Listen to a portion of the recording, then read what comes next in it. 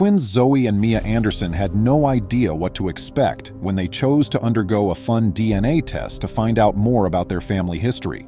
The doctor yelled at them to contact legal counsel immediately after seeing the results. Welcome to USA Stories channel.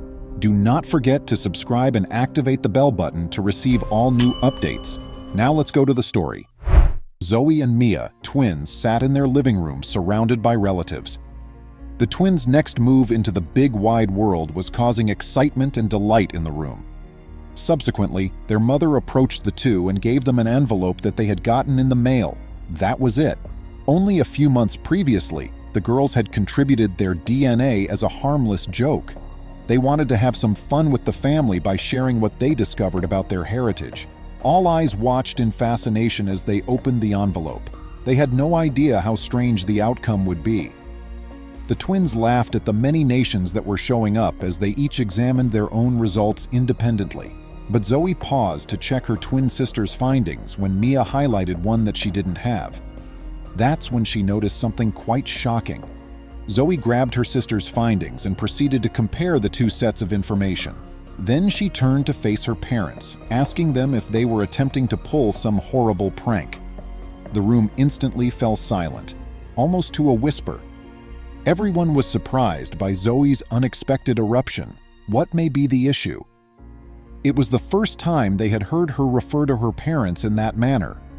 Mia intervened and inquired about the nature of the issue. Zoe quickly demonstrated to her sister that the findings were not consistent. She read something that couldn't be true, but Mia responded rather differently from her sibling. Mia only chuckled, checking her mother's face to make sure it was all a joke, rather than snapping like Zoe did. Since she had delivered the letter to them, she must have tampered with it while they were attending the commencement. She felt her pulse race in her chest, though, as her parents responded with equal confusion. Zoe was boiling over. She demanded to know who was making fun of them by turning the room around. She proceeded to explain when everyone only returned her grave gaze. She explained to everyone why the outcomes didn't line up. She wasn't even biologically connected to Mia, much less twins, it seemed. The heavy silence that had descended on the room abruptly broke with these words. Confused, everyone was talking over each other. Amidst the noise, Mia's dad's voice could be heard. He said, "That can't be true. You two were delivered, I witnessed. I personally picked you two up from the nursery. Both of you are my daughters. The sample you supplied them must have had a problem." After Zoe made this statement, Mia became more composed. Their father was explaining everything. There was no need to draw any strange inferences at this point. They were sisters, of course. They had experienced existence together, both in their mother's womb and every other moment. It had been a mistake by someone. They decided to file a complaint by calling the ancestry tracing firm on Monday morning, and that was the end of it. Following then, the graduation ceremony proceeded with great happiness and festivity. That evening, everyone appeared to have forgotten the strange discoveries they had made earlier. Everyone but the twins, it seemed. On an individual basis, they were both replaying the situation in their heads, but they were obviously trying not to show their worry to anybody else, particularly not to each other. But that was only partially successful. That night, as she lay in bed, Mia couldn't get rid of the uneasy sensation she had. She needed to find out why something wasn't right. What were the possibilities that a globally recognized corporation would do such a terrible error? Silently rising, she tiptoed down the hallway to her sister's room. She slipped inside the room, assuming Zoe was still asleep. Indeed, her sister appeared rather anxious as she sat on her bed. They could tell one another's thoughts just by glancing at each other's faces.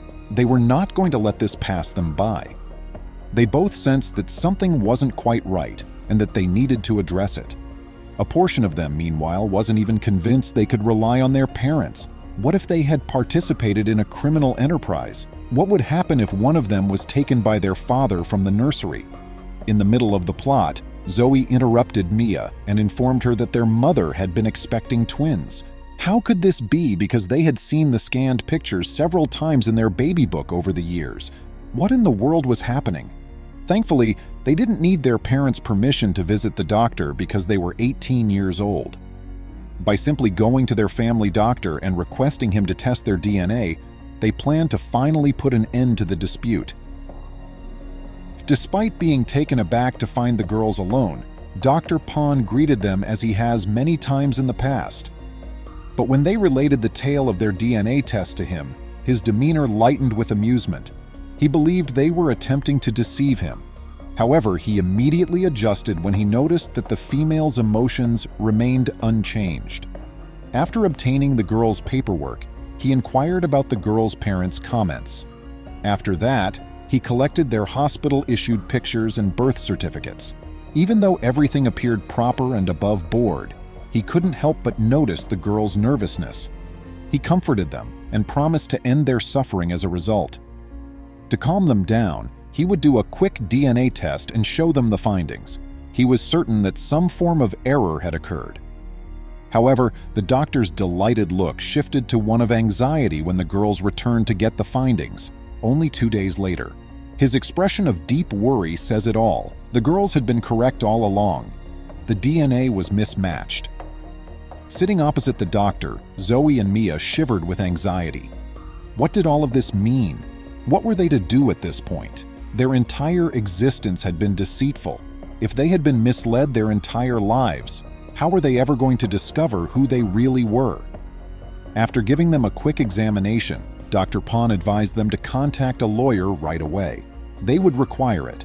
Zoe made many calls in an attempt to find a family lawyer with experience in this field.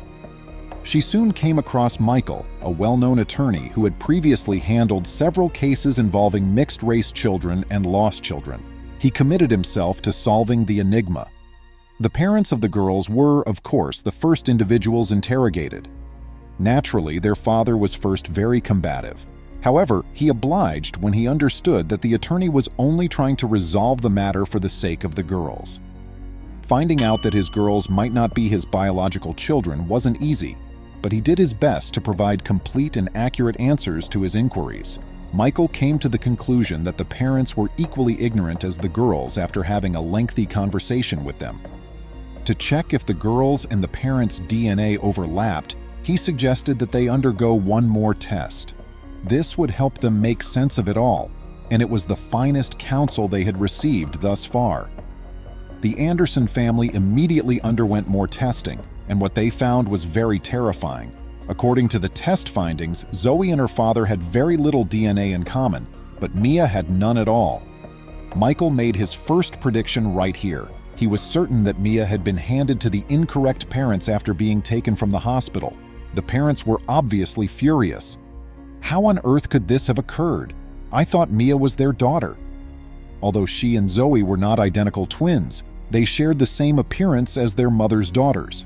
Had they all spent 18 years blind? The family now had a very difficult position to deal with, but Michael did not falter. He was certain he could track the whole matter down to the hospital where they were born, should it turn out that Mia was not biologically linked to them. Not surprisingly, the hospital was quite frugal. No files from the year the girls were born were released by them. They denied giving it to their mother, even though she had given her consent. They attempted to hide by claiming that it was against the hospital's rights.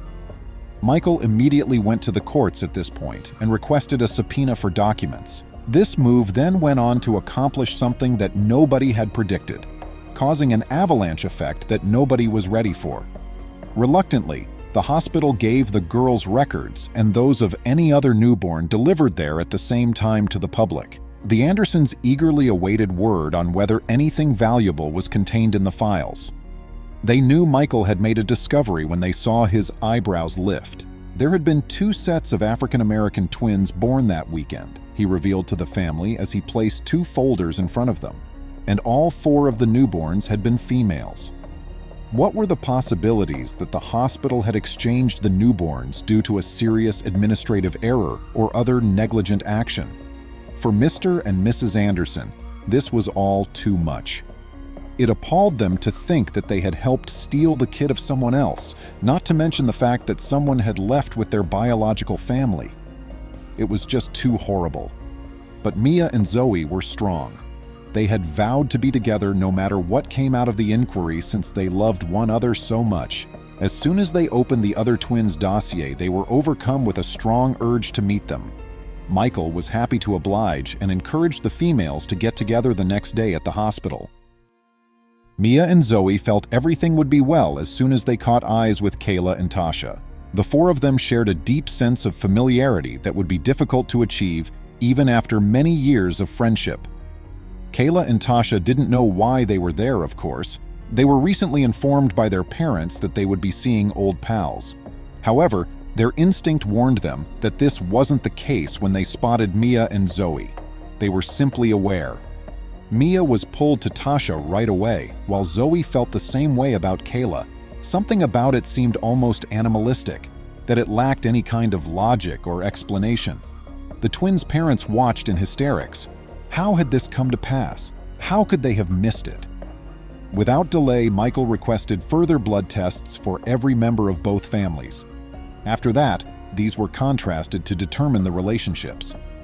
It was evident that not only were Zoe and Kayla twins, but also Mia and Tasha. Following these tangible results, the two families collaborated to look into the facility. They could not continue to put up with the egregious carelessness they had just encountered. As Michael got to work gathering information from his confidants and sources, he discovered some very unsettling things. Michael called Mrs. Anderson early on a Monday morning and asked to meet in a downtown courthouse to discuss an appeal. They obeyed, of course, and descended. However, they were met with a terrifying reality when they got there. African American families with children of all ages filled the courtroom. The Anderson family moved on, perplexed, to look for Michael. When they arrived, he gave them an explanation of the macabre reality of what they were all seeing. As expected, the room was full of individuals who were just like the Andersons, families who had been handed the incorrect baby to take home for the previous 20 years.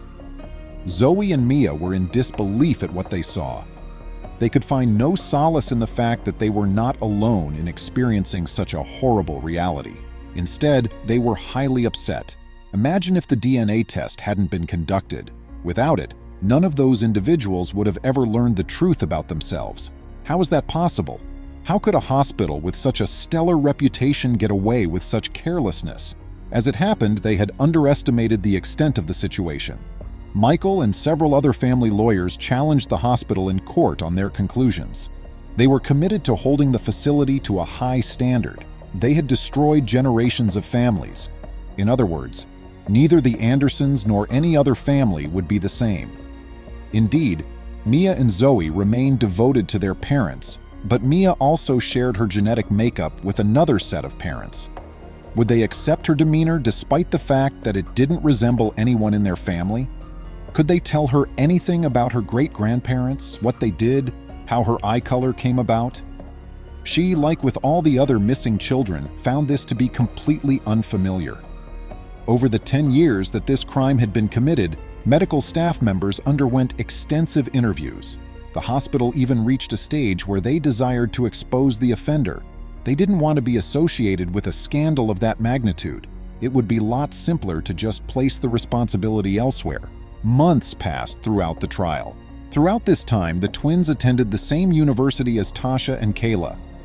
They made the decision to share a bunk together so they could get to know one another away from the drama. They were finding the legal struggle to be too much to handle at this point. Now that their world had been destroyed, all they wanted to do was go on living their lives and discover who they were. When they received a call back for a court date one day, their parents insisted that they go so they could finally get some closure.